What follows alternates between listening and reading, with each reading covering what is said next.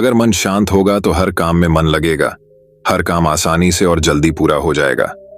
लेकिन इस मन को कैसे शांत किया जाए, इसे कैसे शीतल और ठंडा किया जाए, इसे स्थिर कैसे किया जाए, यह हम आज के इस वीडियो में कहानियों के माध्यम से जानेंगे। ऐसी सीख गौतम बुद्ध ने कई सालों पहले उस वक्त की पीढ़ी को क्यों दी थी, इसके पीछे का रहस्य क्या है। आज इसी रहस्य के बारे में हम गौतम बुद्ध की कहानियों के माध्यम से जानेंगे। तो बिना देर किए चलिए उन कहानियों की शुरुआत करते हैं।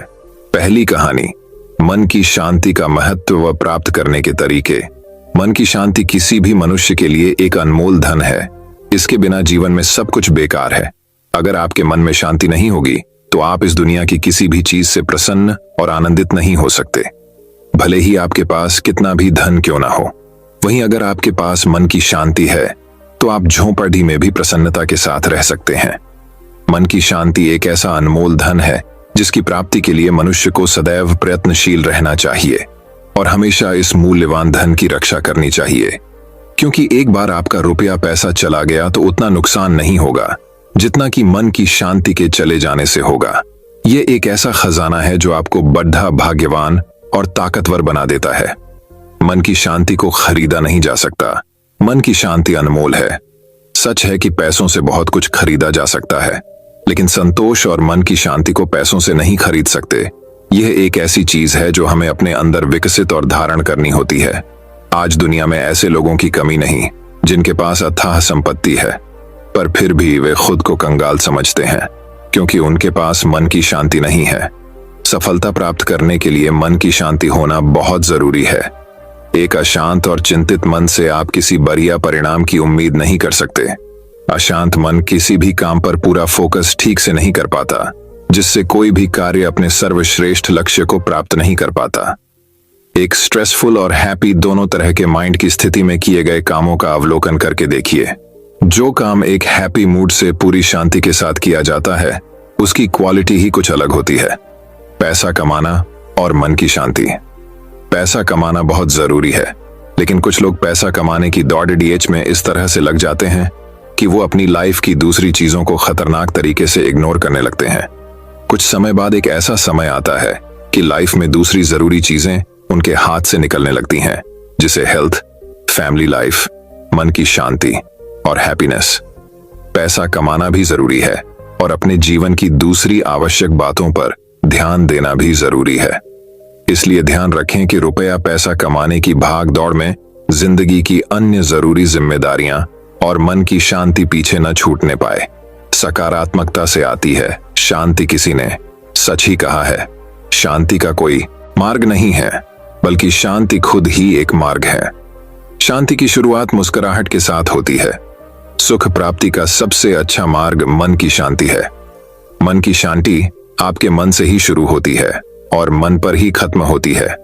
अगर आपकी लाइफ में शांति है तो आप संसार के सबसे सुखी व्यक्ति हैं। जीवन के प्रति सकारात्मकता और मन की शांति का आपस में गहरा संबंध है। एक सकारात्मक सोच रखने वाला व्यक्ति बढ़ी से बढ़ी मुसीबतों को भी आसानी से पार कर जाता है। मन को शांति रखने की कला आती है वो सच्चे अर्थों में एक बहुत ही चतुर इंसान है। ऐसा व्यक्ति हरदम खुश रहता है और नकारात्मकता उसके पास भी नहीं भटकती। अगर आप पॉजिटिव थिंकिंग और पीस ऑफ माइंड दोनों को मेंटेन कर सकते हैं तो आप अपनी लाइफ में खुश रहना सीख सकते हैं। अगर आप सोचते हैं कि आप हर समय परेशान नहीं रहे तो आपको खुद को शांत रखने की कला सीखनी होगी। एक शांत और प्रसन्न चित्त मस्तिष्क बढ़ी से बढ़ी समस्या को भी आसानी से सॉल्व कर लेता है। फ्रेश माइंड में ही हम सही निर्णय लेने में सक्षम होते हैं। इसलिए मन की शांति के महत्व को समझना बहुत जरूरी है। मन की शांति क्यों जरूरी है?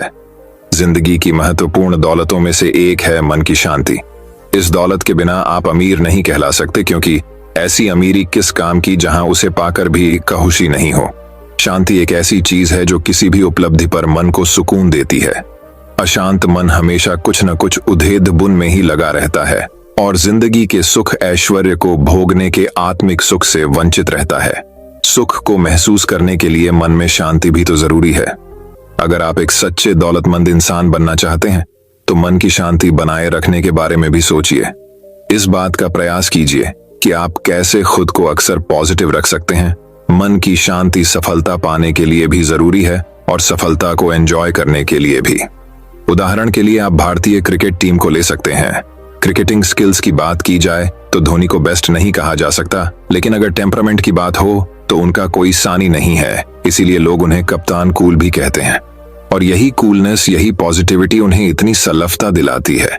इसके अलावा ये सफलता का सही तरह से जश्न मनाने में भी मदद करती है। कड़वाहट को भुलाइए, माफ करिए और मधुरता को अपनाइए।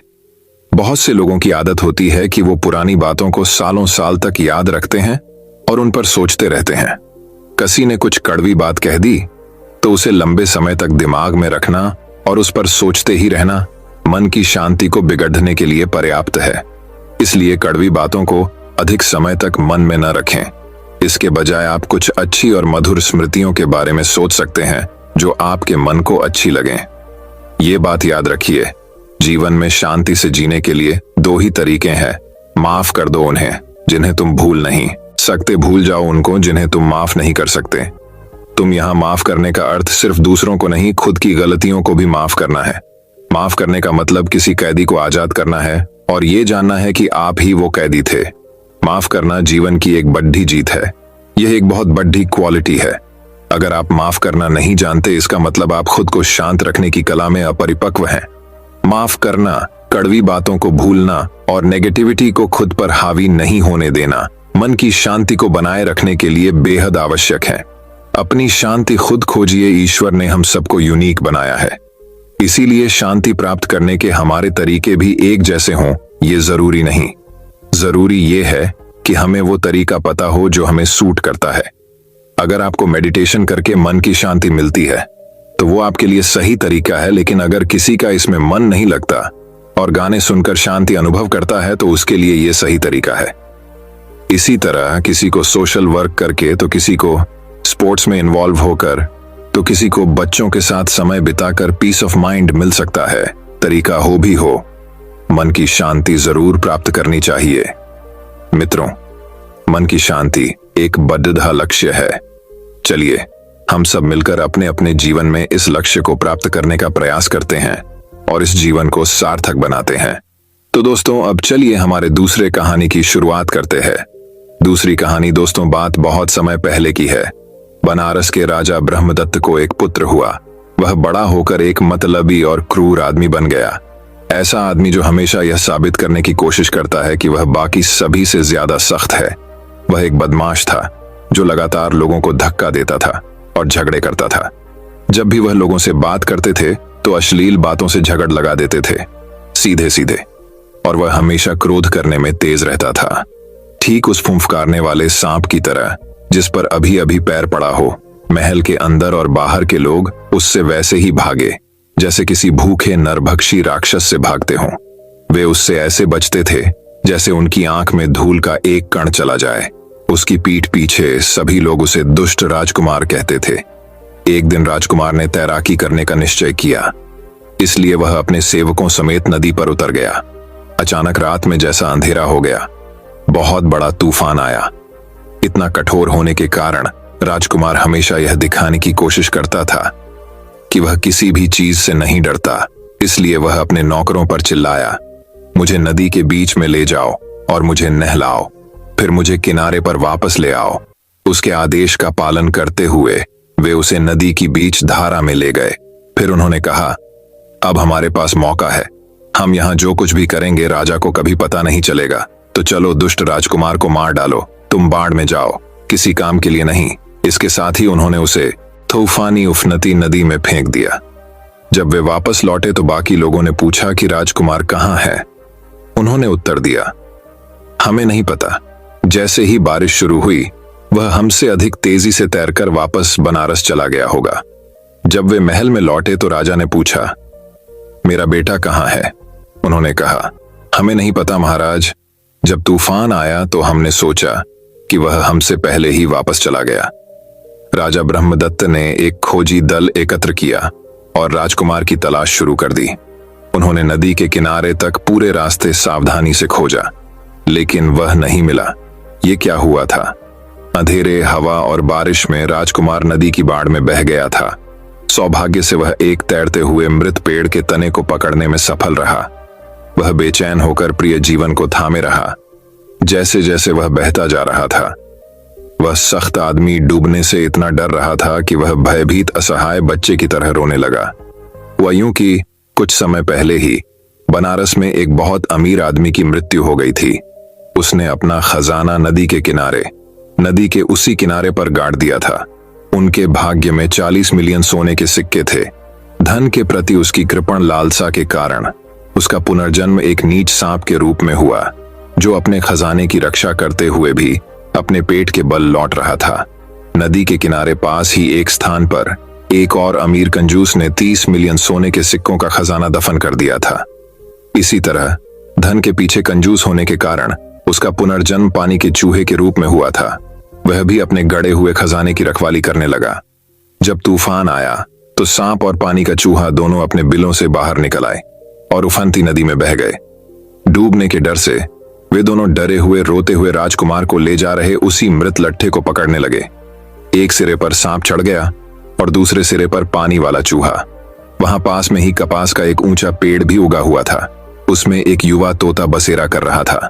जब तूफानी बाढ़ आई तो कपास के पेड़ की जड़ें बह गईं और वह पानी में गिर गया। जब उसने उड़ने की कोशिश की तो हवा और बारिश ने छोटे तोते को सांप, पानी के चूहे और दुष्ट राजकुमार के साथ उसी मृत लकड़ी पर गिरा दिया। अब लट्ठे पर 4 लोग थे जो नदी के एक मोड़ की ओर तैर रहे थे। पास ही एक छोटी सी कुटिया में एक साधु व्यक्ति नम्रता पूर्वक रहता था। वह बस बोधिसत्व, आत्मज्ञानी व्यक्ति बन गया। उनका जन्म काशी के एक धनी उच्च वर्गीय परिवार में हुआ था। जब वह बड़ा हुआ तो उसने अपनी सारी संपत्ति और पद त्याग दिया और नदी के किनारे अकेले रहने लगा। वह आधी रात थी जब उस पवित्र व्यक्ति ने दुष्ट राजकुमार की घबराहट भरी चीखें सुनी। उसने सोचा, यह एक भयभीत इंसान की तरह लगता है। मेरी दयालुता मुझे उसे अनदेखा नहीं करने देगी। मुझे उसे अवश्य बचाना चाहिए। वह नदी की ओर भागा और चिल्लाया, डरो मत, मैं तुम्हें बचा लूंगा।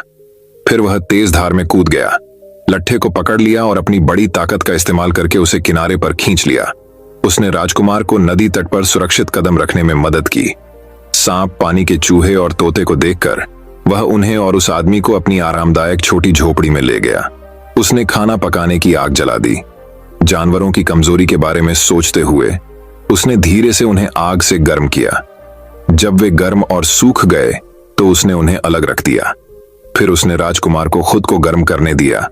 पवित्र व्यक्ति कुछ फल और मेवे निकाल लाया। फिर उसने पहले अधिक असहाय जानवरों को खाना खिलाया। उसके बाद इंतजार कर रहे राजकुमार को। आश्चर्य की बात नहीं कि इससे दुष्ट राजकुमार क्रोधित हो गया। उसने सोचा, यह मूर्ख पवित्र व्यक्ति मेरे, एक महान शाही राजकुमार की बिल्कुल भी परवाह नहीं करता है। इसके बजाय वह इन 3 मूक जानवरों को उच्च स्थान देता है। इस प्रकार सोचकर उसने सौम्य बोधिसत्व के प्रति प्रतिशोधपूर्ण घृणा उत्पन्न कर ली। अगले दिन पवित्र व्यक्ति ने मृत लकड़ी के लट्ठे को धूप में सुखाया। फिर उसने उनका भोजन पकाने और उन्हें गर्म रखने के लिए उसे काटा और जला दिया।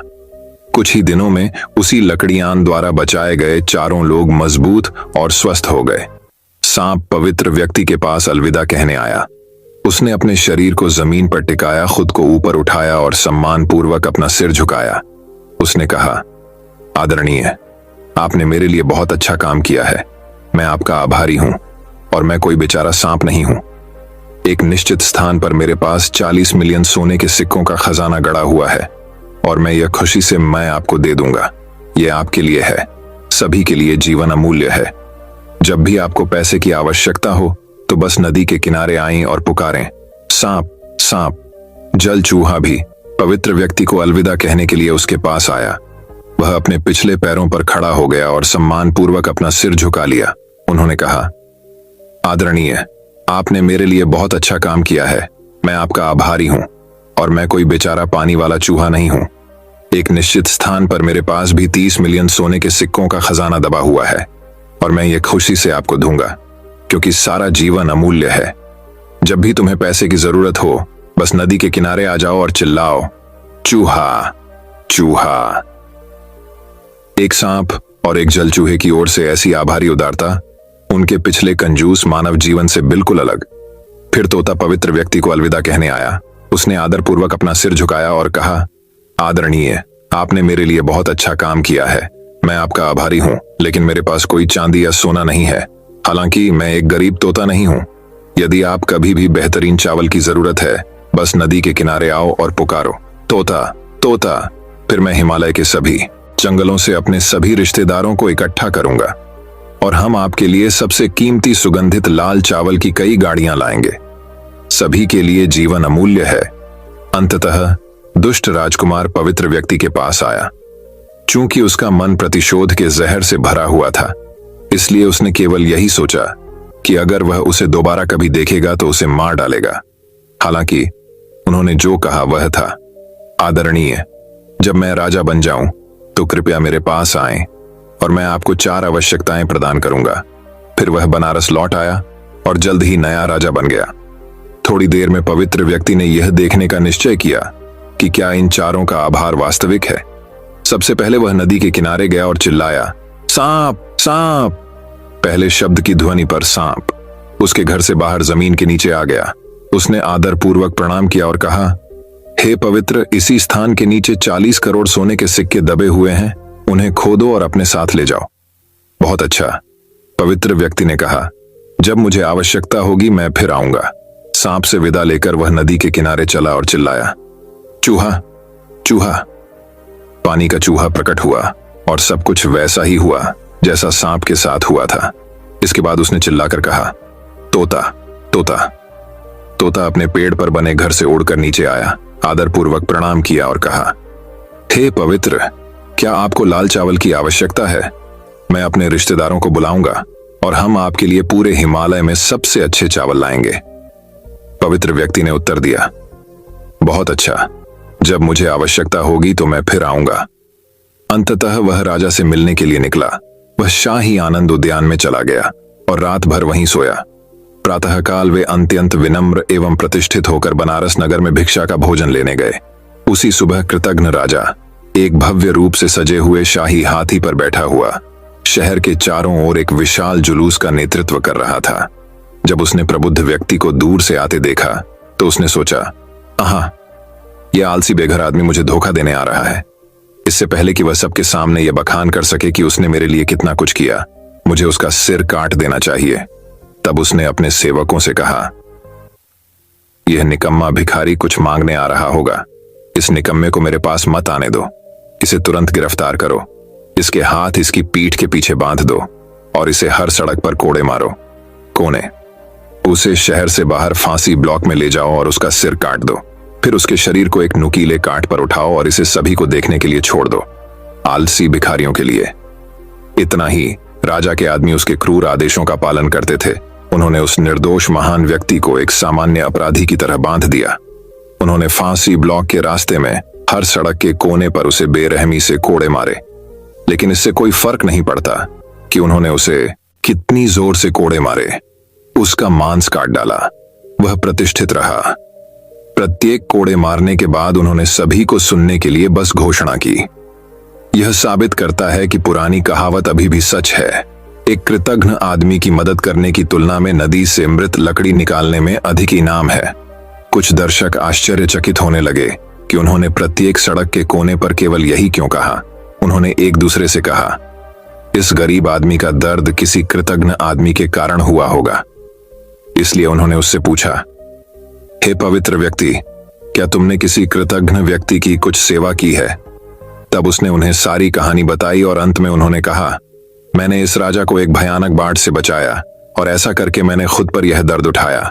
मैंने पुराने बुद्धिमानों की बातों का पालन नहीं किया, इसीलिए मैंने वही कहा जो मैंने कहा था। यह कहानी सुनकर बनारस के लोग क्रोधित हो गए और एक दूसरे से कहने लगे, इस अच्छे आदमी ने राजा की जान बचाई, परंतु वह इतना क्रूर है कि उसके मन में जरा भी कृतज्ञता नहीं है।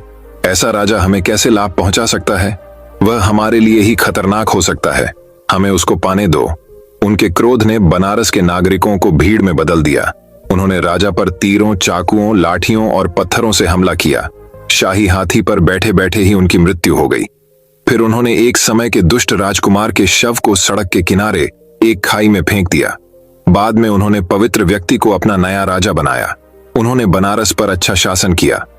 फिर एक दिन उसने अपने पुराने दोस्तों से मिलने जाने का फैसला किया। इसलिए वह एक बड़े जुलूस में सवार होकर नदी के किनारे तक गया। उसने पुकारा, सांप, सांप। सांप बाहर आया। उसने प्रणाम किया और कहा, महाराज, यदि आप चाहें तो मेरे खजाने में आपका स्वागत है। राजा ने अपने सेवकों को 40 करोड़ सोने के सिक्के खोदने का आदेश दिया। वह पानी वाले चूहे के घर गया और चिल्लाया, चूहा, चूहा। वह भी प्रकट हुआ, प्रणाम किया और कहा, महाराज, यदि आप चाहें तो मेरे खजाने में आपका स्वागत है। इस बार राजा के सेवकों ने खोदकर 30 करोड़ सोने के सिक्के निकाले। तभी राजा ने पुकारा, तोता, तोता। तोता उड़कर राजा के पास गया, आदरपूर्वक प्रणाम किया और कहा, हे प्रभु, यदि आप चाहें तो मैं आपके लिए सबसे उत्तम लाल चावल इकट्ठा कर दूंगा। लेकिन पवित्र व्यक्ति, राजा ने कहा, अभी नहीं मेरे मित्र, जब चावल की आवश्यकता होगी तो मैं तुमसे मांग लूंगा। अब हम सभी शहर लौट आए। उनके बनारस के शाही महल में पहुंचने के बाद राजा ने 70 मिलियन सोने के सिक्कों को एक सुरक्षित स्थान पर रखवा दिया। उसने कृतज्ञ सांप के नए घर के लिए एक सोने का कटोरा बनवाया था। उसके बाद उदार चूहे के रहने के लिए बेहतरीन क्रिस्टल से बनी एक भूल भुलैया बनाई और दयालु तोता एक सुनहरे पिंजरे में चला गया, जिसमें एक गेट था, जिसमें वह अंदर से कुंडी लगा सकता था और खोल सकता था। राजा प्रतिदिन सांप और तोते को सोने की थाली में चावल के पूड़े और सबसे मीठी मधुमक्खी का शहद देता था, और एक अन्य सोने की थाली में उसने पानी वाले चूहे को सबसे सुगंधित चावल दिए। राजा गरीबों के प्रति अपनी उदारता के लिए प्रसिद्ध हो गया। वह और उसके 3 पशु मित्र कई वर्षों तक पूर्ण सामंजस्य के साथ एक साथ रहे। जब उनकी मृत्यु हुई तो उन सभी का उसी तरह पुनर्जन्म हुआ जिसके वे हकदार थे। दोस्तों, यह कहानी हमें यह शिक्षा प्रदान करती है कि कृतज्ञता एक पुरस्कार है जिसका प्रतिफल स्वयं मिलता है। हमें क्रोध और अपनी कामनाओं को अपने काबू में रखना चाहिए। तो दोस्तों, अब चलिए हमारे तीसरी कहानी की शुरुआत करते हैं। तीसरी कहानी, दोस्तों, बहुत समय पहले की बात है। प्रबुद्ध व्यक्ति का जन्म एक हाथी के रूप में हुआ था। वह आश्चर्यजनक रूप से सफेद रंग का था, पॉलिश की हुई चांदी की तरह चमक रहा था। उसके पैर बेहतरीन लाख के समान चिकने और चमकीले थे। उसका मुंह सबसे खूबसूरत लाल कालीन की तरह लाल था और उसकी अद्भुत आंखें बहुमूल्य रत्नों के समान थीं, जो 5 रंगों में चमक रही थीं, नीला, पीला, लाल, सफेद और लाल। इस शानदार हाथी की शानदार सुंदरता प्रबुद्ध व्यक्ति का बाहरी रूप था, लेकिन यह उनकी आंतरिक सुंदरता का केवल एक हल्का प्रतिबिंब था, क्योंकि पिछले कई जन्मों के दौरान उन्होंने खुद को 10 सिद्धियों से भर लिया था। ऊर्जा, दृढ़ संकल्प, सच्चाई, संपूर्णता, सामान्य दुनिया से लगाव का त्याग, समता, ज्ञान, धैर्य, उदारता और निःसंदेह प्रेम कृपा। जब वह वयस्क हो गया तो हिमालय के जंगलों के अन्य सभी हाथी उसका अनुसरण करने और उसकी सेवा करने आए। बहुत पहले उनके राज्य में 80,000 हाथियों की आबादी थी। इतना बड़ा राष्ट्र भीड़ भाड़ वाला और विकर्षणों से भरा हुआ था। अधिक शांति से रहने के लिए उसने खुद को बाकी लोगों से अलग कर लिया और जंगल के एक एकांत हिस्से में अकेले रहने चला गया। उनकी संपूर्णता और पवित्रता के कारण, जिसे हर कोई आसानी से देख सकता था, उन्हें हाथी राजा अच्छाई के रूप में जाना जाता था। इसी बीच बनारस के एक वनपाल ने इन हिमालय की तलहटी में यात्रा की। वह ऐसी मूल्यवान चीजों की खोज कर रहा था जिन्हें वह बनारस में वापस बेच सके। थोड़ी देर बाद उसे दिशा का ज्ञान नहीं रहा। वह अपना रास्ता खोजने की कोशिश में इधर उधर भागा। जल्द ही वह थक गया और मौत से डर गया। वह डर के मारे कांपने लगा और जोर जोर से रोने लगा। हाथी राजा गुडनेस ने गरीब खोए हुए आदमी के भयभीत रोने की आवाज सुनी। तुरंत वह दया और करुणा से भर गया। वह किसी भी तरह से उसकी मदद करने की इच्छा से जंगल के रास्ते उसकी ओर चलने लगा। लेकिन वह शख्स इतनी दहशत में था कि जब उसने विशाल हाथी को अपनी ओर आते देखा तो वह भागने लगा। जब बुद्धिमान हाथी राजा ने यह देखा तो उसने चलना बंद कर दिया। यह देख वनपाल भी रुक गए। तभी राजा गुडनेस फिर से उसकी ओर चलने लगा। वह आदमी भागने लगा और हाथी के रुकने पर एक बार फिर रुक गया। उस समय उस आदमी ने सोचा, यह महान हाथी, जब मैं दौड़ता हूं तो वह रुक जाता है, और जब मैं रुकता हूं तो वह मेरी ओर चलता है। इसमें कोई संदेह नहीं है कि उसका मुझे कोई नुकसान पहुंचाने का इरादा नहीं है। वह इसके बजाय मेरी मदद करना चाहता होगा। इस बात का एहसास होने से उसे रुकने और इंतजार करने का साहस मिला। जैसे ही हाथी राजा गुडनेस धीरे धीरे पास आया, उसने कहा, मेरे मानव मित्र, तुम घबराए हुए रोते हुए क्यों घूम रहे हो? भगवान हाथी आदमी ने कहा, मुझे दिशा की सारी समझ खो गई। मैं बुरी तरह खो गया और मुझे डर था कि मैं मर जाऊंगा। तब आत्मज्ञानी व्यक्ति वनपाल को अपने एकांत निवास स्थान में ले गया। उन्होंने उसे समस्त हिमालय के बेहतरीन फल और मेवे खिलाकर सांत्वना दी और शांत किया। कई दिनों के बाद उसने कहा, मेरे मित्र, डरो मत, मैं तुम्हें उस देश में ले चलूंगा जहां लोग रहते हैं। मेरी पीठ पर बैठो। फिर वह उसे मनुष्यों के देश की ओर ले जाने लगा। इस शानदार प्राणी पर आराम से सवारी करते हुए आदमी ने सोचा, मान लीजिए लोग मुझसे पूछते हैं कि मैं कहां था, मुझे सब कुछ बताने में सक्षम होना चाहिए।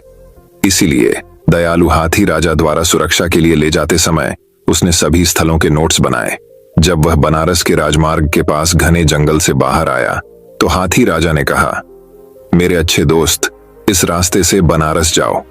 कृपया किसी को मत बताना कि मैं कहां रहता हूं, चाहे वे तुमसे पूछें या नहीं। इन विदाई शब्दों के साथ कोमल हाथी घूम गया और अपने सुरक्षित और गुप्त घर में वापस चला गया। उस व्यक्ति को बनारस जाने का रास्ता ढूंढने में कोई परेशानी नहीं हुई। फिर एक दिन वह बाजार में घूमता हुआ हाथी दांत के कारीगरों की दुकानों के पास पहुंचा। उन्होंने हाथी दांत को नाजुक और सुंदर मूर्तियों, दृश्यों और आकृतियों में उकेरा। वनपाल ने उनसे पूछा, क्या आप जीवित हाथियों से आने वाले दांत खरीदेंगे? हाथी दांत तराशने वालों ने उत्तर दिया, क्या सवाल है? हर कोई जानता है कि जीवित हाथी के दांत मृत हाथी की तुलना में कहीं अधिक मूल्यवान होते हैं। फिर मैं तुम्हारे लिए कुछ जीवित हाथी के दांत लाऊंगा, वनपाल ने कहा। केवल पैसे की परवाह करते हुए, हाथी राजा की सुरक्षा की अनदेखी करते हुए और जिसने उसकी जान बचाई उसके प्रति कोई आभार व्यक्त किए बिना उस आदमी ने अपने अन्य प्रावधानों के साथ एक तेज आरी डाली और राजा अच्छाई के घर की ओर निकल पड़ा। जब वह पहुंचा तो हाथी राजा ने उससे पूछा, हे मेरे प्यारे मानव मित्र, क्या चीज तुम्हें दोबारा वापस लाती है? एक कहानी बनाते हुए लालची आदमी ने कहा, मेरे स्वामी हाथी, मैं एक गरीब आदमी हूं, बहुत विनम्रता से रह रहा हूं। क्योंकि यह समय मेरे लिए बहुत कठिन है, मैं आपसे दांत का एक छोटा सा टुकड़ा मांगने आया हूं। यदि आप इसे मुझे दे सकते हैं, मैं इसे घर ले जाऊंगा और बेच दूंगा।